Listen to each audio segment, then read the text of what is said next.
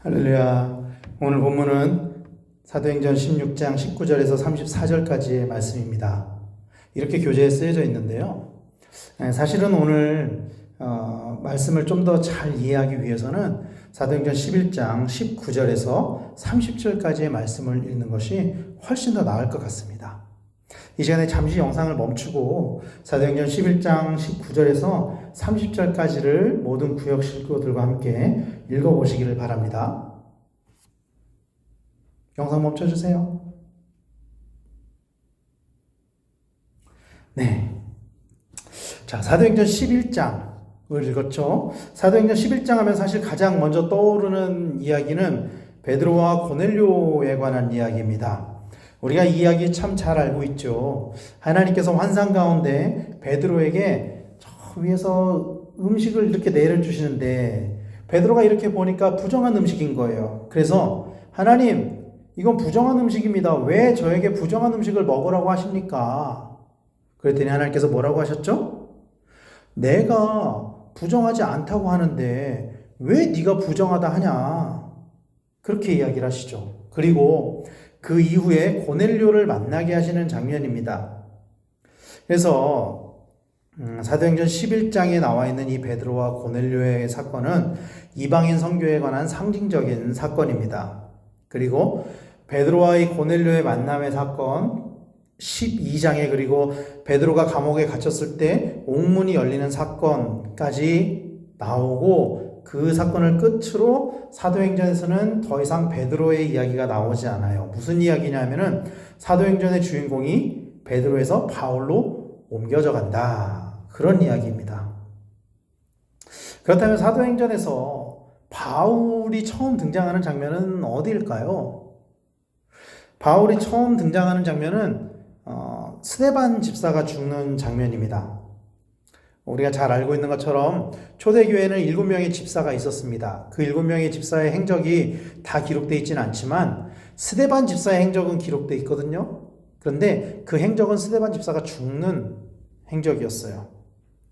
이 스데반 집사가 죽는 장면을 보면은 사람들이 옷을 벗어 사울이라 하는 청년 앞에 놓았다고 기록하고 있습니다. 사도행전 7장 58절 말씀에 성 밖으로 내치고 돌로 칠세 증인들이 옷을 벗어 사울이라는 청년의 발 앞에 두니라.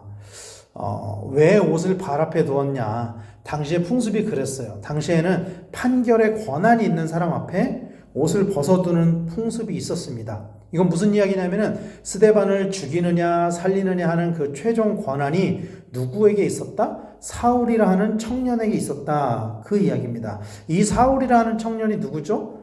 우리가 잘 알고 있는 사도 바울입니다.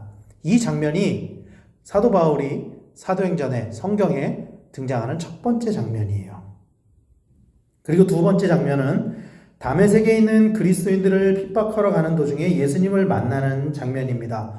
우리가 너무나도 잘 알고 있는 이야기죠. 사도행전 9장에 나와 있는 이 이야기는 우리가 사실 너무나도 잘 알고 있는 이야기입니다. 그런데 우리가 이런 생각을 한번 해봐야 돼요. 그러면 왜 사울은 다메섹까지 가게 되었느냐는 거예요. 이 다메섹은 오늘날 시리아의 수도인 다마스커스입니다.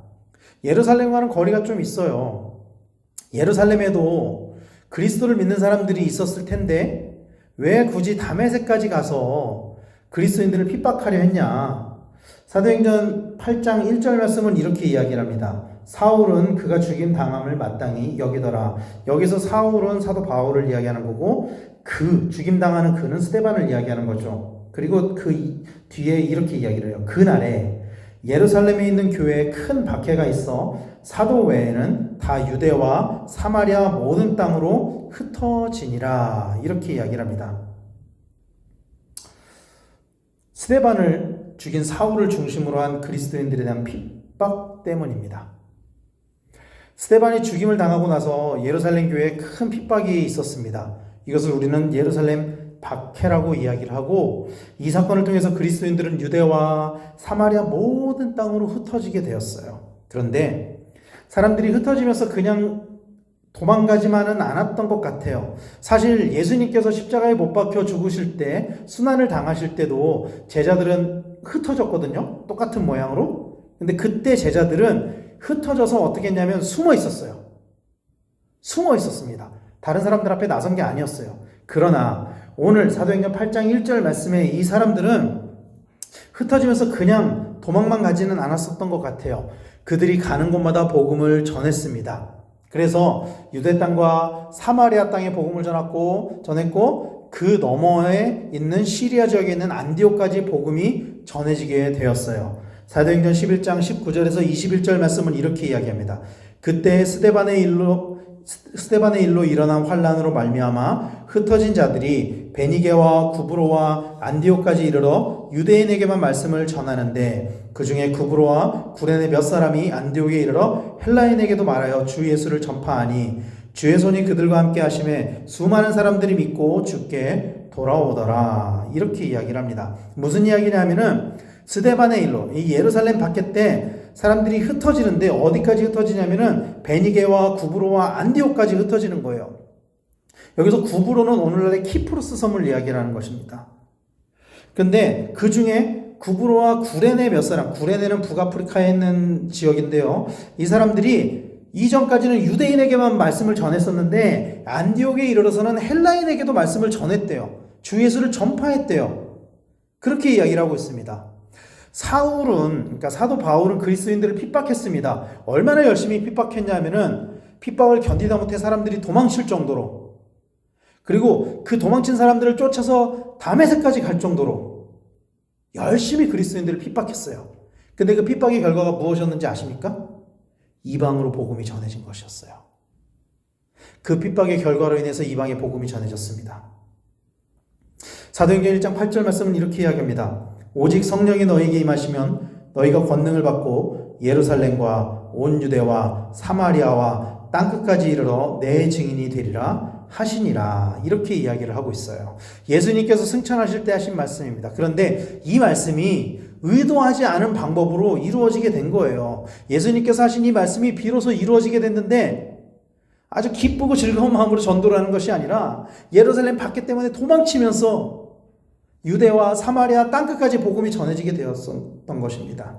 그래서 많은 곳에 복음이 전해졌어요. 많은 곳에 교회가 세워졌습니다. 그런데 그 수많은 교회 중에도 안디옥 교회는 좀 특별한 교회였던 것 같아요. 그래서 성경에 기록되어 있는 거겠죠.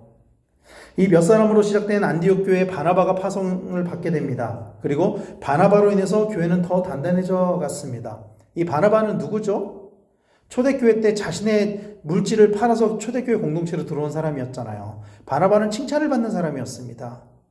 초대교회 지도자였습니다. 이 바나바를 안디옥 교회에 파송했었어요. 그리고 그 안디옥 교회로 인해서 오늘날 우리가 이야기하는 그리스도인이라는 호칭이 시작되었습니다.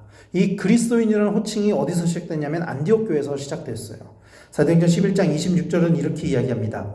만남에 안디옥에 데리고 와서 둘이 교회에 1년간 모여있어 큰 무리를 가르쳤고 제자들이 안디옥에서 비로소 그리스도인이라 일컬음을 받게 되었더라. 이렇게 이야기를 합니다. 칭찬을 받았어요. 말씀을 가르치고 칭찬을 받았어요. 근데 안디옥 교회는 거기서 멈춘 게 아니라 자신들이 예루살렘에서 밀려와서 이방 땅에 교회가 세우게 된 그 원흉 사울을 용납하게 됩니다. 바나바가 안디옥 교회를 가면서 사울을 데려가거든요. 이 사울을 용납을 해요. 안디옥 교회는. 흩어져 복음을 전하는 선교의 사명을 가진 사람들은 자신들의 아픈 경험을 통해 새로운 헌신을 하게 됩니다. 안디옥 교회 성도들은 자신들의 그 핍박의 경험을 통해서 새로운 헌신을 하게 됐어요. 근데 이때 예루살렘에서 온 선지자 중에 아가보라는 사람이 성령으로 천하에 큰 흉년이 있을 것이라고 예언을 하고요. 그리고 예언대로 글라우디오 때에 예루살렘에 큰 흉년이 들게 됩니다. 사도행전 11장 28절은 이렇게 이야기합니다. 그 중에 아가보라 하는 한 사람이 일어나 성령으로 말하되 천하에 큰 흉년이 들리라 하더니 글라우디오 때에 그렇게 되니라.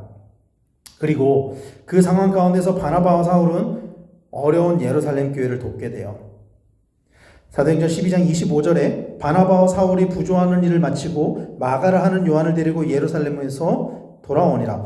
보면은 바나바와 사울이 부조하는 일을 마쳤대요. 이게 무슨 뜻이냐면은 예루살렘 교회가 이 흉년으로 인해서 큰 어려움이 당했을 때 안디옥 교회가 선교 헌금을 걷어가지고 선교 헌금을 예루살렘 교회에 전달했다는 거예요. 그리고 거기서 마가를 데려와요. 마가는 바나바의 조카잖아요. 그거를 기록을 하고 있는 것입니다. 사랑하는 우리 구역 식구 여러분, 교회는 선교 공동체입니다. 교회는 선교를 해야 돼요.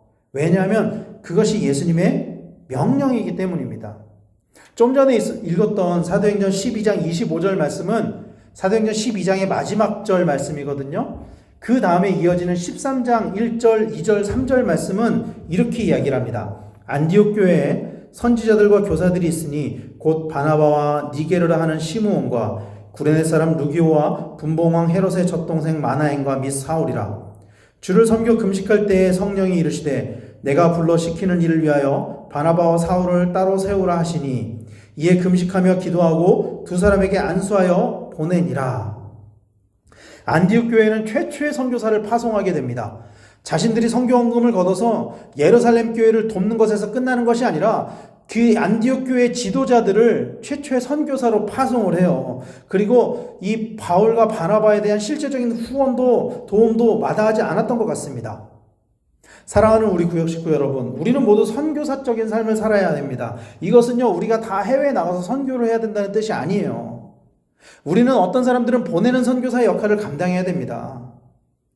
어떤 사람들은 후원하는 선교사의 역할을 감당해야 돼요. 그리고 또 여러분들이 계신 그 각자의 삶의 현장에서 복음을 전하는 선교사의 삶을 살아야 한다라는 이야기입니다. 여러분, 우리 구역 식구들 모두가 그런 선교적인 삶을 살아가는 우리 성도님들이 되시기를 축원합니다. 그래서 우리 구역이 안디옥 교회와 같은 선교의 공동체가 되기를 간절히 소망합니다. 안디옥 교회는 그리스도인이라 칭찬받았거든요. 우리나라도 옛날에 교회 다니는 사람들은 이렇게 얘기했었어요. 예수쟁이. 칭찬입니다, 여러분. 칭찬입니다. 근데 오늘날 그리스도인들을 가리켜서 예수쟁이라고 이야기하지 않아요. 그리스도인이라고도 이야기하지 않아요. 뭐라고 이야기하는지 아십니까? 개독. 이렇게 이야기합니다. 여러분, 우리는 안디옥 교회와 같은 칭찬받는 교회, 선교하는 교회, 또 우리 구역이 그런 구역이 되어야만 합니다. 그럴 때 하나님께서 기뻐하시고 하나님께서 우리를 칭찬하실 줄로 믿습니다. 그렇게 하나님께서 기뻐하시는 구역 공동체로 세워져가는 우리 모두가 되시기를 예수님의 이름으로 간절히 소망합니다.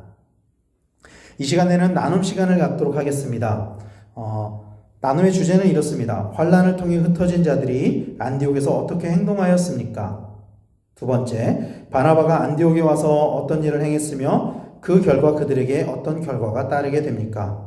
세 번째, 안디옥 교회가 예루살렘 교회의 어려움을 듣고 어떻게 행동하였으며 나도 선교에 어떻게 동참해야 하는지 그 구체적인 실천 계획을 세워봅시다. 모든 구역원들이 충분하게 시간을 제한을 두지 마시고 나누시고 나눔 이후에 찬송 부르시면서 구역 헌금하시고 주기도문으로 모든 구역 모임을 마치시기를 바랍니다.